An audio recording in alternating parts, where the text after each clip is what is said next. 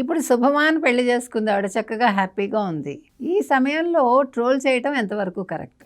అవును. రక్షిత్ శెట్టి గారు బయటకు వచ్చి దీని మీద ఒక ఫ్యాన్స్కి చెప్పాలి, ఆయన ఇలాంటి పిచ్చి పనులు చేయకండి, అమ్మాయి పాటికి అమ్మాయిని బతకనివ్వండి, ఎవరైనా సరే వాళ్ళ వాళ్ళ ఇష్టాలని చెప్పాలి. మరి చెప్తారేమో మనకు తెలియదు. అయితే ఈలోగా తను ఒక 4 పేజీల లేఖ రాసింది రష్మిక మందన చాలా బాధపడుతూ.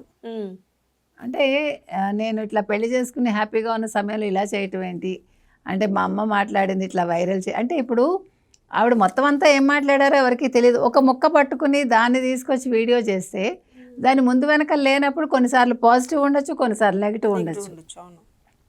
ఒకవేళ నెగిటివ్ ఉన్నా అది వాళ్ళకి సంబంధించింది, పాజిటివ్ ఉన్నా వాళ్ళకి సంబంధించింది, అది మన ఎవరికి సంబంధించిన విషయం కాదు చెప్పాలంటే.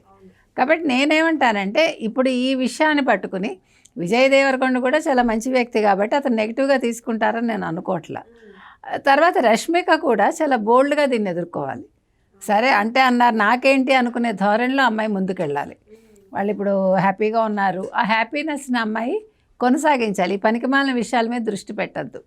తర్వాత అమ్మాయి వాళ్ళకి వార్నింగ్ కూడా ఇచ్చింది, ఇట్లాగా సోషల్ మీడియాలో కానీ లేకపోతే ఇలా డిజిటల్లో కానీ నా గురించి ఇట్లా ప్రచారం చేసింది మీరు తీయకపోతే వీడియోలు నేను చర్య తీసుకుంటాను, అంటే సైబర్ క్రైమ్ కంప్లైంట్ చేస్తారేమో.